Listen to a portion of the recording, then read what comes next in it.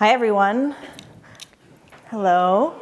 It is a pleasure to be here today. I know many of you in this room from my past lives, but by way of introduction, I am Kristen Titus. I am our Chief Technology and Innovation Officer for the state of New York. Prior to doing this, I've worked in the tech space for a long time. I was founding director of an organization called Girls Who Code, and I've been working on what we're calling today the tech talent pipeline for years now. So I want to start quickly with some numbers. Let's see if this is going to work. There we go. I want to start with some numbers that you are likely all too familiar with, but are painfully present in conversations in our office, in political offices across the country, and in boardrooms, I know, on a daily basis. So first, 1/3 of jobs will be replaced by software, robots by 2025, 1/3 of jobs. 40%, I hate to say it, some of you in this room, 40% of Fortune 500s will no longer exist. And this statistic that is most startling to me, 65% of kids in school today will be in jobs that have yet to be invented. Why? This is the 21st century economy. This is what we in government are working day in and day out to figure out. We have a responsibility to equip not only all New Yorkers, but all citizens with the skills and resources to be active participants in the 21st century economy that you all in this room know all too well. A few other stats before we dive into what we're doing. In New York alone, we've added 15,500 jobs in the tech sector. That number comes as no surprise to any of you in this room. That number is a surprise to many politicians who go to a factory when they add 40 jobs. This is a big number, especially big when we think about the opportunity. These jobs here in New York State had an average salary of $109,000. Again, not a surprise to anyone in this room. You are creating these jobs. Big opportunity for us. At the same time, however, 500,000 of these jobs nationwide went unfilled. How many of you in this room are responsible for hiring in your organization? How many of you have struggled in the last? Everyone. This is a common theme. We hear it all the time. And in my line of work, we are constantly working with CEOs and CTOs and CIOs to understand how we can help you. Help us help you fill those jobs. For us, this is a tremendous opportunity for our communities, for our students. This is the future, and it is both an opportunity and responsibility for us. So, how do we do this? You're having problems recruiting and hiring, and you have all the resources in the world. How do we in the public sector seek to solve this problem? A couple more stats for you. Government, and specifically the state of New York, has a wealth of resources. 19 million people, 3.5 million of which, that's more than 1 out of every American. 3.5 million students in our K-12 system, 200 colleges.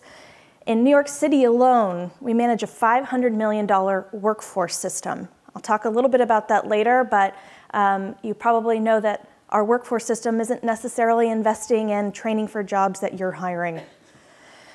We have 100+ training institutions. We're the 14th largest economy in the world. We have more Fortune 500s than any other state in the country. We have a wealth of resources. All of these things on this list are impacted by the policies that we set in the governor's office. The state has a real opportunity, and states across the country have a real opportunity to do this and do it well. So, our commitment. What has New York done, and what has Governor Andrew Cuomo made happen? One, access. We, and with the governor's leadership, launched one of the most comprehensive broadband programs in the country. Every single New Yorker will have access to fast and reliable internet by next year. That's remarkable given where we started. If you think about many of the communities upstate, very rural communities, this was a pipe dream. We have invested $2 billion in our schools to equip each classroom with the technology needed to do a lot of the work and training that's necessary to prepare our students for this economy. On education, we spend more per pupil in every classroom than any country. We just announced this month, if you haven't yet seen, tuition free at any of our state colleges for middle-class families. That's huge. We've allocated significant monies for computer science efforts. We are training numbers of teachers and equipping them with new skills in computer science. We are creating new early college high schools with a focus on CS. We've launched a task force that we'll be talking about in a moment to really modernize what is happening in the classroom. And we are later this year presenting a formal set of recommendations on how best to do that in the K-12 system. Employment.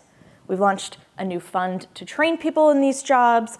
We've brought employers to the table to help us define what's needed and how we train effectively for them. We have a wealth of companies doing this with us. We've aligned our economic development incentives with that. We control a lot here. However, all of that does not help us unless we have you at the table. There's a reason that I am in front of each of you. You hold the keys to this future. You are the 21st century. No training, education policies we set, we could do and deliver every day in the classroom if we are not aligning what we're teaching with what skills you need to see in your jobs, we're not doing our job effectively.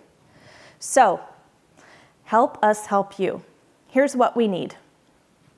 I'm going to ask a favor of everyone in the room. I have 2.5 minutes left. If you could kindly take out your phones. We have a little homework. These are 4 things I need your help on. Again, you guys are driving this, and we need your partnership, your support, your intel to make this happen. So quickly, on your phones, if you don't mind. 1, we need to know what you're hiring for. This changes on a quarterly basis. It's constantly evolving. It is near impossible for government to keep up. If you were to look at the Bureau of Labor Statistics data, you would cry. It is written 30 years ago. It is not reflective of these jobs. On your phone, the top 3 jobs you're hiring for right now. The top 3 jobs. I'm going to give you 20 seconds. I'm so glad to see that you're actually doing this. Top 3 jobs. Second, we need your help reviewing our curricula, reviewing our training programs to make sure that candidate coming out of these institutions is well equipped for your jobs. I can almost guarantee you're going to have problems with it, and that is what we want. Number 2, on your phone list, if you are willing to allocate a team member, someone on your staff, to look at content or curricula or a program of ours, just say yes. You can give 30 minutes. This requires little of you now, but a little more of you later. It is so important that you, the leaders in this industry, leave today and in your daily lives are constantly talking about the importance of this work. I can't tell you how important it is that principals, students, teachers, colleagues, you name it, know and understand those stats that I started with, the urgency of this work, and their responsibility to really align everything they're doing with your jobs. Last but not least, politicians. As many of us know, we have people in office picking up the phone and calling carrier and asking for jobs back. We need people in office, like our governor knows, to know and understand that this is absolutely necessary to continue and thrive in their communities. It is absolutely critical that constituents of every single age have access to training and education that aligns with where we know the economy's going. This sounds crazy, but please, I beg of you, talk to your local representatives. I have 10 seconds left, and I will end with a tremendous thank you. If you can send me that list on your phone, my email is here. You will be hearing from me and potentially the governor. We thank you for your work. We recognize that you are the future of this economy, and we promise you that we will, in fact, deliver. And each of you who raised your hands saying you had trouble hiring, we hope to solve that problem. Thank you.